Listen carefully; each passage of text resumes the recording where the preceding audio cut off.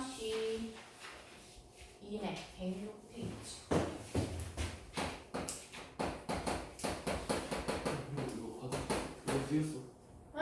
그 뭔데? 학교에서. 문법? 네. 문제 푸는 거. 아, 아니 요건 안 받았어. 요거 말고 사이 쉬운 이론 읽는 것만 받았다. 문법. 이거 말고 문법 그 사이 쉬운 추가해서 너희가 준 거 있잖아. 이론. 그거랑 이거랑 2장.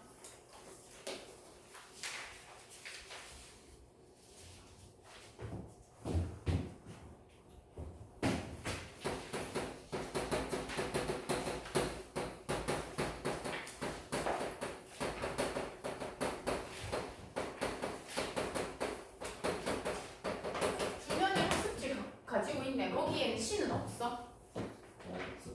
그럼 선생님께서 어떻게 PDF 파일로 주신 거야? 그 저번 시험평가라고 시였어요. 아직 어떻게 할지 모르겠어요. 오케이. 그러면 문법은 꼭 일단 알겠어. 자, 봅시다. 106페이지. 그다음. 자, 이 3-2 단어는 서로의 관점을 이해하며 토론하기라고 되어 있어. 그래서 오히려 중간고사를 우리가 봤을 때 이 토론 같은 거에서 좀 어렵게 나올 수가 있어. 그지? 너희는 이제 보기에 있는 그 내용 자체를 조금 길게 해서 하는 거잖아. 그래서 특히 서술형 같은 경우는 오히려 문법보다 토론이 조금 더 어렵게 나올 수도 있고 아니면 외부 지문 나올 수 있는 파트. 그지? 그래서 예상할 수 없지. 이제 비문학 이제 외부 지문처럼 풀어야 되는 부분이야. 그래서 한번 보면 토론의 개념과 목표라고 되어 있어. 그래서 토론 한번 보면 개념. 어떤 문제에 대해서 자신의 주장이 옳다는 것을 내세우면서 나와 다른 상대방의 의견을 반박하는 말하기 방식이다. 그래서 토론의 개념.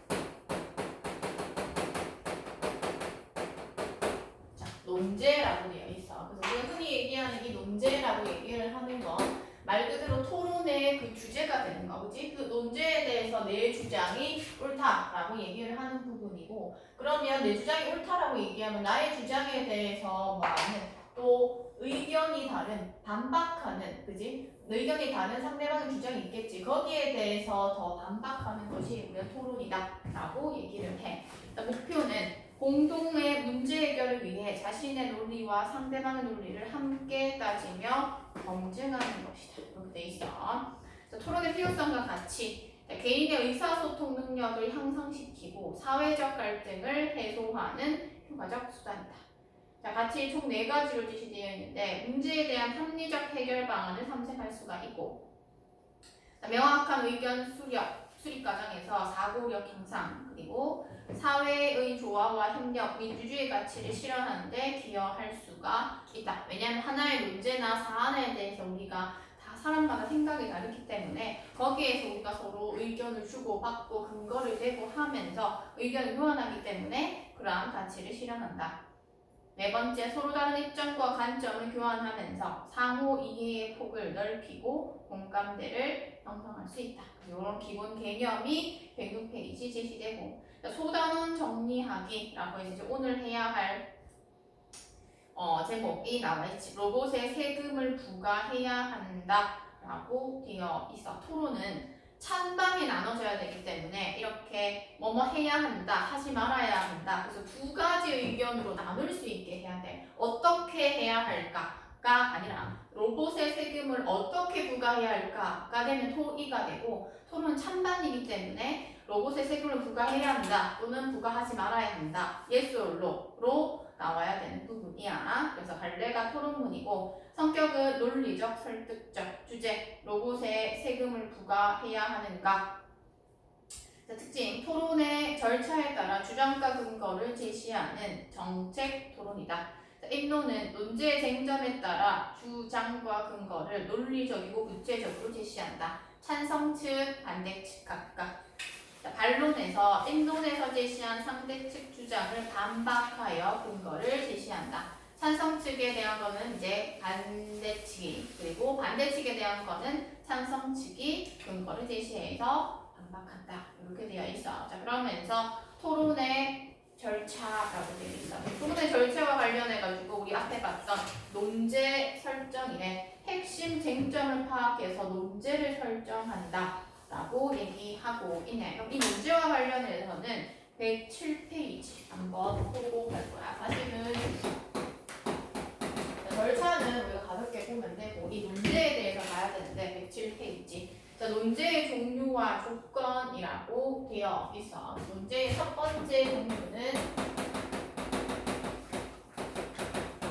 자, 사실 논제네. 증거를 통해 사실의 참과 거짓을 따지는 문제. 그럼 참 거짓을 따진대. 예를 들어서 음주는 건강에 해롭다.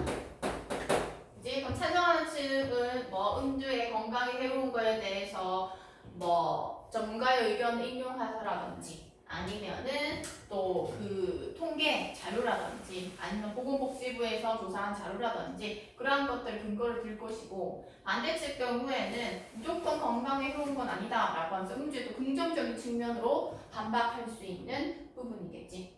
자, 그다음 두 번째 가치 문제. 어떤 가치가 옳고 그른지를 따진다라고 되어 있습니다.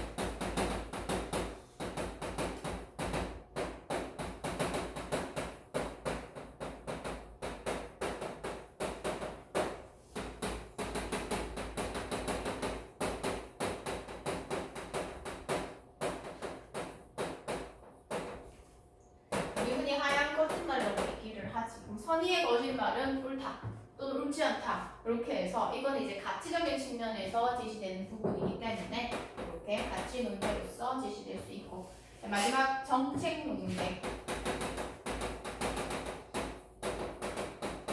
정책 문제는 어떤 정책의 실현 여부와 실행 방법을 따지는 문제라고 얘기할 수 있어. 예를 들어서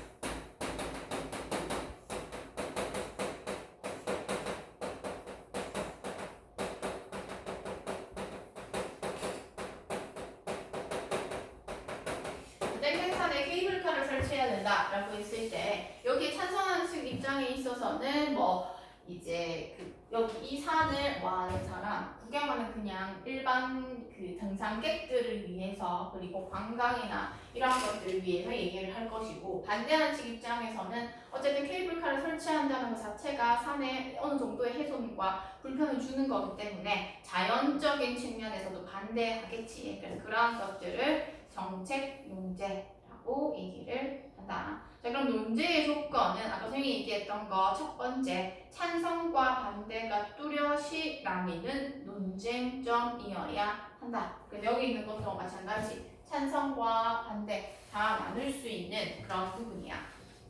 또 단 하나의 쟁점만 포함되어 있는 진술이어야 한다. 자, 그렇다는 거 이제 두 가지 이상 뭐 예를 들어서 산에 케이블카를 설치하고 뭐뭐를 하도 해야 한다 이렇게 하면 안 된다. 그러니까 하나의 쟁점에 대해서만 얘기해야 되고 세 번째 어느 한쪽에 유리하지 않도록 가치 판단이 배제된 진술이어야 한다라고 얘기를 하는 부분이지. 그러면 만약에 여기 이 4번에서 3번 조건에서 얘에 해롭다라고 얘기하면 음주는 건강에 해롭다라고 얘기하면 적절한데 찬성과 반대 이렇게 나올 수 있지만 나쁜 음주는 건강에 해롭다라고 얘기를 하면 쏠린 거야. 그치? 그렇게 되면 여기서는 이제 3번에 어긋난다라고 볼 수가 있어. 구체적이고 분명하여 입증할 수 있어야 되고 논의할 만한 공공적 가치가 있는 문제여야 한다. 그래서 이미 이 토론에서는 논제 설정부터가 조금 까다롭지. 다시 106페이지 돌아가서 논제 설정 고려해서 다 했다. 그 다음 토론 개요 작성, 필수 쟁점을 중심으로 논증을 구성해서 개요서를 작성하고 그러면서 이제 토론하기. 자, 토론 진행 과정과 순서에 따라 규칙을 지키면서 토론하고 이 순서라든지 규칙이라든지 이런 걸 하기 위해서 이제 중심을 잡아주는 사람은 사회자가 되겠지. 사회자가 맞아. 이번에는 찬성 측, 다음에는 반대 측부터 얘기하세요. 이렇게 하고 또 규칙에 어긋나거나 예의에 어긋나면 또 제지해주는. 마지막에 평가하기. 자, 토론 내용과 토론 참여자의 태도를 평가한다. 그 내용을 봤더니 정확성, 타당성, 신뢰성을 바탕으로 아주 객관적으로 뭐 해야 된다? 평가해야 한다. 이렇게 제시가 되어 있어. 107페이지 2번. 자, 얘는 로봇에 세금을 부과해야 한다라고 하는 그 글의 전체적인 찬성 측과 반대 측의 입장을 정리한 거야. 그래서 필수 쟁점이 문제의 심각성, 해결 방안의 문제 해결의 가능성 및 실행 가능성, 방안의 실행에 따른 효과 및 개선이 이러한 측면에서 찬성, 반대의 입론이 제시가 되고 또 각각 이제 반론에서 거기에 따른 반대 측이나 찬성 측에 따른 반론을 제시한다라고 하는 거. 요건 정리되어 있으니까 너희가 읽어보면 되고, 요거는 이제 나중에 이제 글 분석하면서 선생님이 같이 할 거야. 토론할 때 유의점. 토론 절차와 규칙을 지켜 토론이 원활하게 진행되도록 협력하다. 두 번째, 논제에서 벗어나는 발언을 하거나 충분한 논리적 근거 없이 무리하게 주장을 내세우지 않아야 된다. 자, 논제에서는 당연히 벗어나지 말아야 되고 충분한 논리적 근거가 없다라고 얘기를 하면 우리는 타당성과 신뢰성을 잃게 돼. 그렇기 때문에 내세우지 않아야 되고 감정적 발언 삼가하고 합리적 근거 제시, 그리고 상대 측의 의견을 경청하고 상대 측에 대한 예의를 갖춰야 한대. 이제 그 정도로 보고 108페이지 토론 준비하기 단계부터 한번 보자. 얘는 선생님께서 다음 시간에는 로봇에 세금을 부과해야 한다라는 정책 논쟁에 대해서 찬성 측과 반대 측으로 나누어서 토론하려고 한다 이렇게 얘기하지. 학생이 필수 쟁점이 무엇이에요? 라고 얘기하니 토론에서 쟁점의 동그라미, 찬반 양측의 입장에서 서로 치열하게 맞대결하는 세부 주장. 필수 쟁점 동그라미, 논제와 관련해서 반드시 짚어야 할 쟁점. 쟁점과 필수 쟁점 제시하고. 자, 그렇다면 필수 쟁점에 따라 논중을 구성하려면 어떻게 해야 하냐라고 했더니 선생님께서 문제의 심각성, 제시된 방안의 문제 해결 가능성 및 실행 가능성, 방안의 실행에 따른 효과 및 개선이 이러한 것들이 밑에. 자, 그래서 밑에 보면 나와있지. 아까 앞에서 정리했던 것처럼 문제의 심각성, 어느 정도로 심각한지 찬성 측에서 제시하고 반대 측에서는 그 정도까지는 심각하지 않다라는 것을 얘기해야 되는 부분이 쟁점 1부분이야. 자, 쟁점 2, 해결 방안의 문제 해결 가능성 및 실행 가능성이라고 되어 있네. 그럼 실행 가능한지, 찬성 측에서는 실행 가능하다, 반대 측에서는 불가능하다를 제시해야 되고, 그러면서 방안의 실행에 따른 효과 및 개선 2, 쟁점 3, 찬성 측에서는 이렇게 하는 것이 효과적이다, 결론적으로 좋다라고 얘기하는 부분이고, 그래서 방안의 실행에 따른 비용보다 이익이 더 크다. 그치? 그러면 수치적인 것보다 이익이 더 크다라고 해야 되고, 반대 측 입장에서는 오히려 비용이 더 크다. 그렇기 때문에 실행 가능하지 않다, 효과적이지 않다라고 해야 되는 게 쟁점 세 번째야. 자, 대구 쪽. 자, 그럼 개요서를 작성해야 된다라고 얘기를 해야 되는데 학생이 토론 개요서를 꼭 작성해야 되냐라고 했더니, 자, 작성해야 되는 이유를 선생님께서 제시해주고 있어. 첫 번째, 동그라미 1. 토론의 구조와 주요 내용을 명확하게 정리할 수 있기 때문에 토론 전략을 체계적으로, 그지? 체계적이라고 하는 게 핵심이야. 또 두 번째, 동그라미 2. 찬반 양쪽의 논거를 대조해 보면 상대방의 전략에 대한 대비. 그럼 개요서는 어떻게 작성해야 하냐? 자, 개요서 작성하는 거 여기서도 이제 정리돼 있지. 그러면 개요서는 양측의 내용을 다 담는 것이 좋대. 동그라미 1. 한 입장을 택한 후 정리한 혈수 쟁점의 내용을 참고해 입론에 들어갈 전제, 핵심 개념, 논점, 논거들을 적어보고. 동그라미 2. 이 입론에 대해 상대 측이 할 반론을 여러 각도에서 예측. 동그라미 3. 상대 측의 반론에 대해서 어떻게 반박할지 생각해서 정리한다. 그럼 어떻게 반박할지에서는 거기에 따른 근거까지도 생각을 해야겠지. 자, 그러면서 마지막에는 토론 진행 과정과 순서 이렇게 돼 있어. 자, 사회자가 이 토론의 전체적인 틀에 대해서 소개한다. 뭐 순서라든지 규칙이라든지 논제라든지. 자, 찬성 측 입론, 입론이라고 하는 건 찬성 측에서 처음에 이제 제시하는 논제인데 반대 측에서도 입론, 찬성 측, 반대 측 제시하고 수기 시간 2분이래. 수기 시간이라고 얘기하는 건 깊이 생각해서 충분히 의논한다라고 얘기하는 거야. 왜 이 수기 시간이 필요하냐면 찬성 측은 반대 측을, 반대 측은 찬성 측의 입론을 듣겠지. 듣고 나서 뭐 하면서 반론할 때 그게 좀 도움이 되는 거야. 그러면서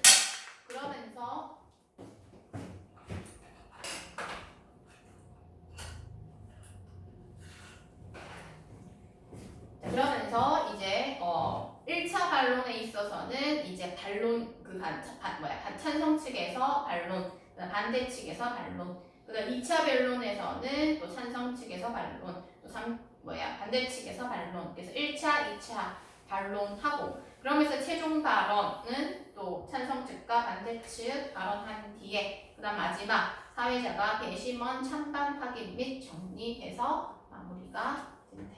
그 과정에 제시가 되고 자 그러면 110페이지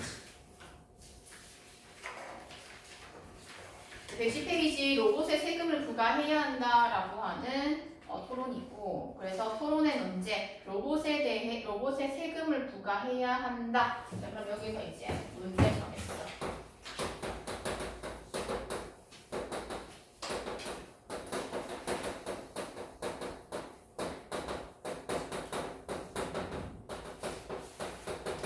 아까 앞에서 봤던 논제의 조건에서 보면 찬반으로 나눌 수 있고 하나의 문제여야 되고 한쪽으로 치우치지도 않았기 때문에 적절해. 그러면서 사회자이기 때문에 찬성 측과 반대 측을 정한다.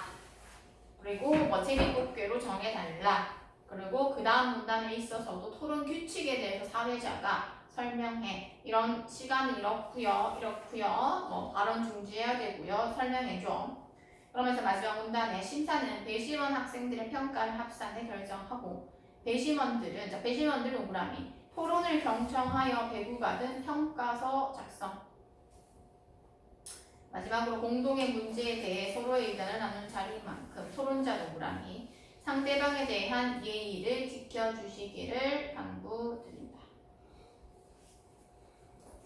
이제 토론을 시작하겠다. 먼저 찬성 측에서 입론을 시작해 주십시오 라고 얘기를 하네. 그럼 우리는 여기서부터 이제 입론 들어간다.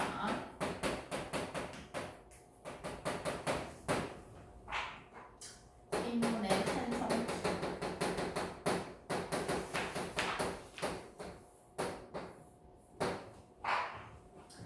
찬성 측에서 얘기한다. 4차 산업혁명과 인공지능 및 로봇 산업의 발달로 상당수의 일자리가 로봇에 의해서 대체될 것이라는 두려움이 확산되고 있습니다. 라고 되어 있지. 그렇다면 이 문제가 심각하다는 걸 얘기를 해. 장비 자동화와 로봇의 활용 증가가 생산성 향상으로 이어져 새로운 일자리를 창출하는 한편 기존의 일자리를 감소시킬 수 있다는 우려가 현실화되고 있다. 자, 그럼 찬성 측에서는 지금 현재 우려되는 점과 이러한 문제의 심각성에 대해서 먼저 도입으로 제시하고 그러면서 저는 로봇세를 부과해야 한다고 생각합니다. 그지? 그러면 찬성 측에서는 문제의 심각성, 우려되는 점 얘기를 하면서 뭐 해야 된다? 로봇세를 부과해야 한다. 이렇게 얘기하고 있지. 자, 그러면서 이제 그다음 로봇의 발달과 로봇의 일자리 대체는 부정할 수 없는 현실이고 결국 인간의 삶을 불행하게 만든다. 세계경제포럼 미줄. 자, 그러면 세계경제포럼이라고 하는 건 여기서 이제 전체적으로 우리가 신뢰할 만한 기관이야. 2023년 4월에 발표한 보고서에서 향후 5년간 인공지능과 기술 혁신의 역량으로 12.3%의 일자리가 대체되고 10.3%의 일자리가 생성되는 등 23%가량의 일자리 변화가 일어날 것으로 예측했다. 또 한국은행 조사국 밑줄 고용분석팀 되지? 그러면 자, 여기서 로봇세를 부과해야 한다라고 하는 거 얘는 오케이라고 얘기를 했어. 그럼 얘는 근거를 들 때 첫 번째는 세계포럼이고 두 번째는 한국은행 조사국이네. 그럼 신뢰할 만한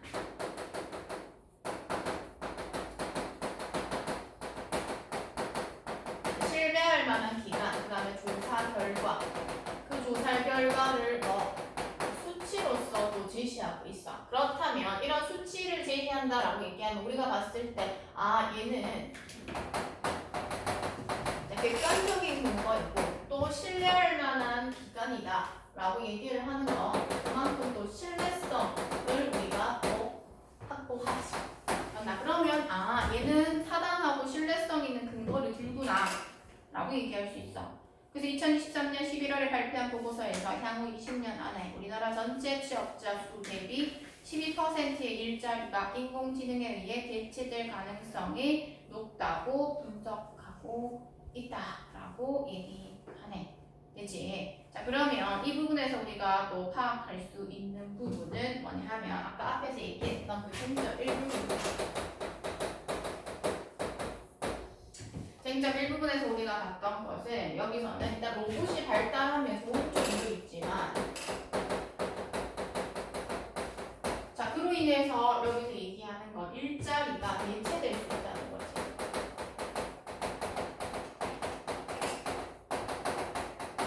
그치? 그래서 이러한 근거를 들었어.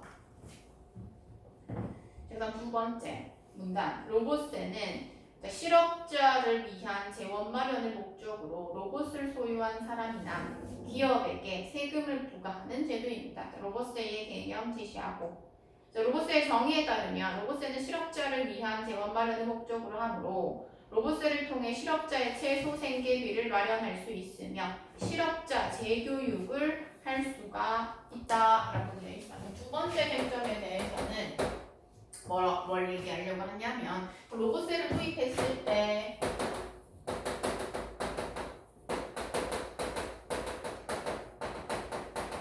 해결 가능성이 있냐를 얘기하려고 하는 거야. 그러면 그 가능성과 관련해 가지고 실업자를 위한 재원 마련 근거로 재원 마련과 그 다음에 재교육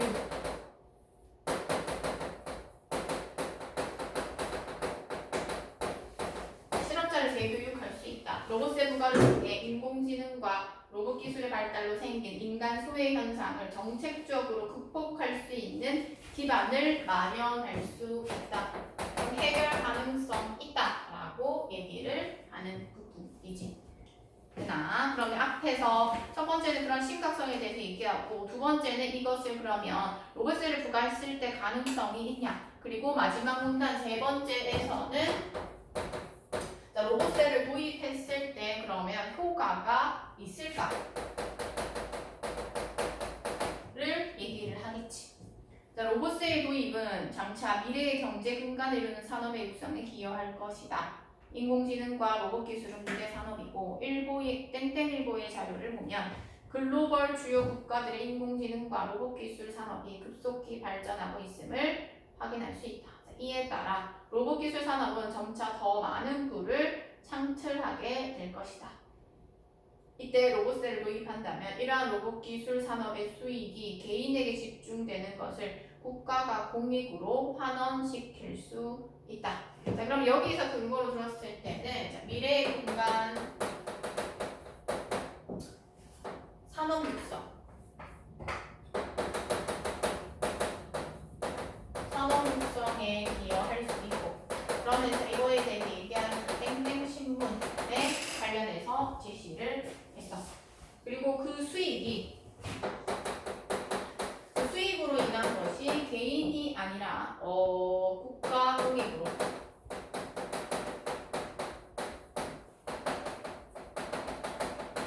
환산될 수 있다 이렇게 얘기를 해. 이 환원의 과정을 통해 인공지능 인문과 로봇 기술에 대한 부정적 인식을 감소시킬 수 있어 다양한 미래 산업 발전에 긍정적 영향을 줄 것입니다. 라고 얘기를 해서 이러한 건설로 인해서 효과가 있다라고 얘기하면서 긍정적으로 바라보고 있는 것이 찬성 측 입론이구나. 이렇게 살펴볼 수가 있어.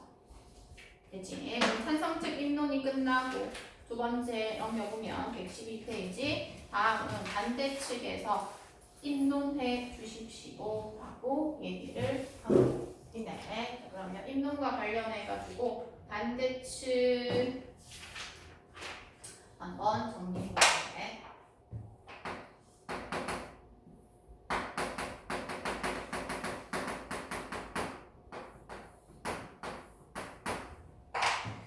반대 측 한번 보자. 자, 찬성 측에서 말씀하신 바와 같이 로봇 기술과 인공지능은 지속적으로 성장할 것이 저하명한 미래 산업이다. 자, 그러므로 저는 로봇세를 부과해서는 안 된다라고 생각을 합니다. 라고 되어 있지. 아, 얘는 도입이 없네. 여기 밑에 적어도 되겠다. 바로 자신의 의견 피력하고 있어. 얘는 안 된다라고 얘기했지. 자, 그러면 쟁점 첫 번째, 얘는 바로 들어간다. 자, 우선 로봇의 생산과 개발로 인해 우려할 만큼 실직자가 많이 발생하지는 않을 것입니다. 라고 얘기를 하네. 아, 그러면 우리가 앞에서 잘 봤듯이 반대 측에서의 쟁점 첫 번째, 찬성 측에서는 일자리 대체 가능성이 있다라고 이렇게 얘기를 하기는 했지만 여기서는 그만큼 로봇의 생산과 개발이 일자리에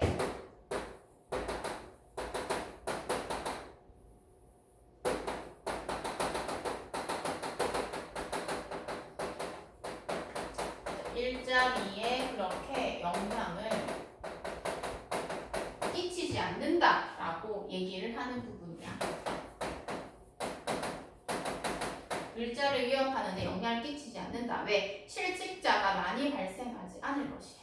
먼저 로봇과 인공지능이 인간의 일자리를 사라지게 한다는 주장이 사실인지부터 살펴볼 필요가 있다. 일본은 로봇과 인공지능 분야에서 독보적인 선진국가임에도 일자리가 많아 청년들이 취업을 선택할 수 있다라고 돼 있네. 자, 그러면 여기서 예시로 일본이 로봇 강대국인데 여기에서는 오히려 일자리가 많다.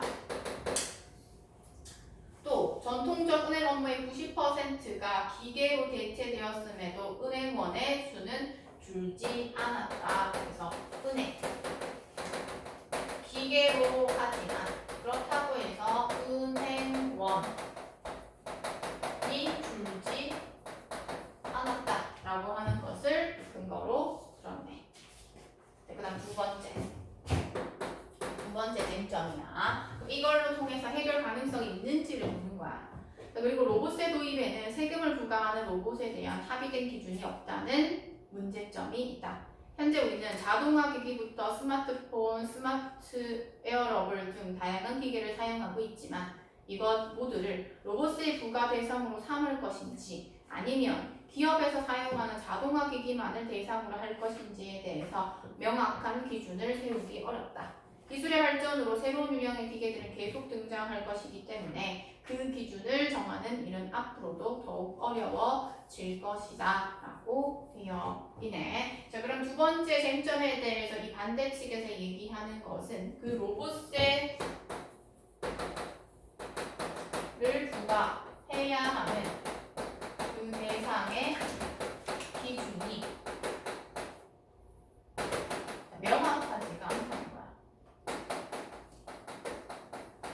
명확하지 않기 때문에 누구에게 있어가지고 해야 되고 어떠한 기기, 어떠한 로봇에 대해서 해야 되는지 그렇기 때문에 얘는 해결 가능성이 있지 않다라고 보는 게 두 번째 쟁점. 자, 마지막으로 세 번째 쟁점에 있어서는 로봇세의 도입으로 자동화로 인해 얻을 수 있는 경제 성장이 저하될 수가 있다. 자, 그렇다면 쟁점 3에서는 이렇게 로봇세를 도입했을 때 그러한 효과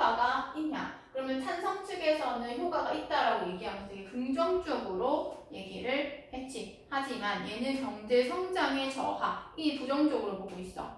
기업에서 로봇을 도입하는데 막대한 비용이 발생하는데 이에 추가로 로봇세까지 거두게 된다면 기업의 입장에서 느끼는 부담이 커질 수밖에 없다. 이로 인해 기업에서는 새로운 분야에 도전하는 것을 망설이게 될 것이고 이것은 경제 성장의 저하로 이어질 수가 있다. 즉 로봇의 도입으로 인한 생산 비용의 증가로 기업의 경쟁력, 더 나아가 국가 경쟁력을 잃게 될 수가 있다라고 얘기를 하네. 그럼 얘는 세 번째 봤을 때는 기업과 국가 경쟁력이 오히려 저하된다. 이렇게 보고 있어. 그렇기 때문에 경제 성장이 저하되는 것과 관련해가지고 제시가 되는 부분이지. 그렇기 때문에 얘는 해결 가능성이 좋지가 않다라고 얘기하면서 찬성치가 다르게 부정적으로 그 효과를 바라보고 있는 부분이야. 그래서 여기까지가 인론 부분. 이제 그래서 읽고 복습할 때도 쟁점 어떤 부분이 있는지도 어떤 근거를 들었는지를 중심으로 보면 돼. 그래서 사회자가 다 끝났고 수기시간, 2분의 수기시간 후 반대측부터 반론 시작하겠다. 이렇게 얘기를 하고 있어. 그래서 인론에서는 찬성 측이 먼저 했지만 이제 반론에서는 누가 반대측부터 하세요. 이렇게 사회자가 순서를 정해 주지. 그러면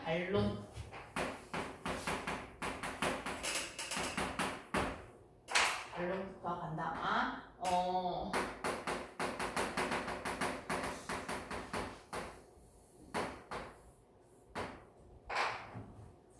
반대측 보면 찬성 측은 로봇의 도입으로 인해 인간이 불행해질 것이라고 우려합니다. 하지만 오히려 로봇의 도입으로 인간은 행복해질 수가 있다. 그러면 찬성 측에서 얘기하는 이 첫 번째 반박은 뭐에 대해서? 반대측에서 로봇의 도입으로 인해 인간이 불행해질 것이다 라고 하는 그 우려에 대한 반박이야. 로봇이 인간의 일을 대신함에 따라 인간은 위험하거나 단순하고 반복적인 일로부터 해방될 수 있고 확보된 시간에 취미생활을 즐기며 삶의 수준을 향상시킬 수 있다. 게다가 인론에서 말씀드린 것과 같이 로봇의 도입으로 인한 일자리 감소는 우려할 만한 수준이 아닙니다. 라고 얘기가 되어 있네. 그럼 얘는 로봇의 도입으로 오히려 행복해질 수가 있다. 그리고 일자리는 걱정 안 해도 된다. 라고 하는 게 첫 번째 반박이야. 두 번째, 찬성 측은 로봇의 부가를 통해 인공지능과 로봇 기술의 발달로 생긴 실험 문제를 해결할 수 있다고 주장한다. 해결 가능성이 있다라고 이 찬성 측에서 얘기를 했지. 그것에 대한 또 반박이야. 하지만 실업자를 위한 경제대책 방안은 구직급여, 국비지원 무료 교육 등으로 이미 시행되고 있으며 이를 위한 재원은 로봇세가 아닌 정부 예산에서 전체적으로 편성되는 것이 마땅하다라고 얘기하고 있어. 그럼 아까 전에 얘기했던 요거에 대한 반박이 되겠지. 요거에 대한 반박이야. 그럼 이미 여기에 있어서 이 조교육과 관련해서는 이미 실행되고 있어. 안 되지. 또 이것으로 이제 해야 될 것이 아니라 정부 예산에서 전체적으로 편성되는 거. 이 정부 예산을 편성하는 것이 맞지 않나 이렇게 보는 거야. 또 최소 생계비나 재교육을 지원해야 하는 까닭이 로봇 도입 때문은 아니기 때문에 다양한 재원 마련책이 강구되어야 한다. 다양한 재원 마련책. 이제 그러면 로봇세가 아니더라도 라고 하지. 그럼 이 다양한 재원 마련책을 어떤 게 하면 좋을까? 얘가 얘기를 하고 있어. 로봇이 생산한 물건을 사는 사람이 내는 소비세를 재원으로 활용하거나 라고 되어 있어. 첫 번째 예시야. 이거 따로 안 적을게. 여기에 예시, 이것에 대한 예시 첫 번째. 또 복지와 관련된 정부 지출의 구조 조정 등과 같은 방법이 더 효과적일 수 있다. 어떤 마련책이 있으면 좋을까에 대해서 얘기해주고 있어.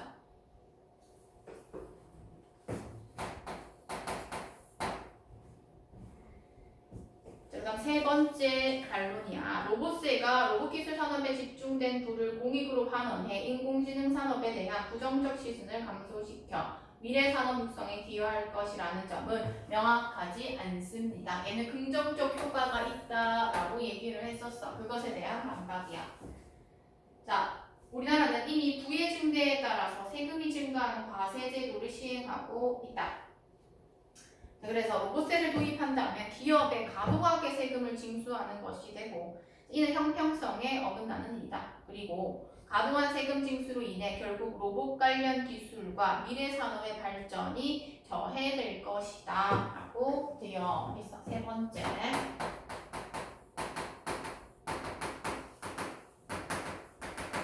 기업의 과도한 세금을 걷어들이는 것이고 이거는 형평성에 어긋난다. 오히려 이것이 뭐가 될 수가 있다. 미래산업 발전, 간단하게 적을게. 발전을 저해할 수가 있다. 오히려 로봇세를 부과하지 않아야 기업들의 투자 심리를 확대할 수 있고 로봇 기술의 혁신을 이루어 사회적 효용을 높일 수가 있다라고 얘기하면서 오히려 부과하지 않았을 때 기업의 과도한 세금을 부과하지 않았을 때의 효과를 제시하고 있지. 인위적 조치 없이도 로봇 및 인공지능 산업에 대한 긍정적인 인식과 미래 산업 발전의 바탕으로 마련할 수 있는 것이다. 그래서 이상 반론을 마칩니다. 이렇게 얘기합니다.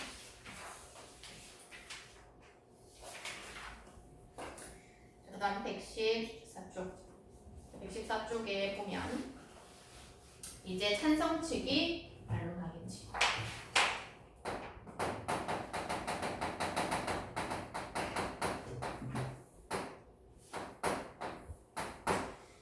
찬성 측의 반론을 우리 한번 보면 반대 측에서 우리가 우려할 만큼 실직자는 발생하지 않을 것이라고 하셨는데 그러면 어디에 의한 거야? 얘에 의한 거.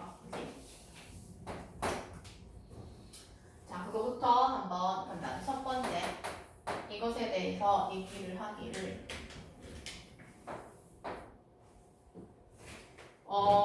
이에 대해서 상반된 조사 결과도 많이 있다. 그리고 반대 측 입론에서 밝힌 일본의 사례는 특정 나라에 국한한 것이기 때문에 세계 전반의 사례를 살펴볼 필요가 있다. 이렇게 얘기하지. 그렇다면 너희가 제시한 근거 자료가 너무 한 국가에 한정되어 있어. 다른 사례도 많아. 오히려. 이렇게 얘기하고 있지. 그러면서 경제 포럼은 한 보고서에서 이미 2020년에 인공지능과 로봇 등의 영향으로 전 세계 510만 일자리가 감소하였다고 분석하고 있다. 라고 얘기하면서 여기서 이제 찬성 측에서는 근거 자료로 다시 한번 세계 경제 포럼의 조사 결과 그리고 2023년 4월의 조사 결과 2027년까지 일자리 8,300만 개가 사라질 것으로 예측할 수가 있다라고 되어 있지. 그러면 2023년에 예측한 결과 마찬가지 수치로 제시하고 있고 더불어 2023년 5월에 한 미국의 기업의 최고 경영자는 이라고 얘기하면서 미국의 경영자는 뭐라고 얘기했냐 하면 향후 5년 안에 7,800명의 일자리를 인공지능으로 대체할 것이라고 발표했다라고 얘기를 하는 것도 발표 내용을 근거로 제시한다. 로봇 생산 개발로 인한 실직자들이 발생하고 있는 현실의 문제이며 그 수가 늘어날 것이라는 점은 자명한 사실입니다. 라고 얘기를 하면서 늘어날 거야 라고 찬성 측이 다시 얘기하고 있는 부분이고 두 두 번째, 그리고 반대 측에서 로봇세계를 부과할 로봇에 대한 기준이 없다. 아까 전에 얘기했지.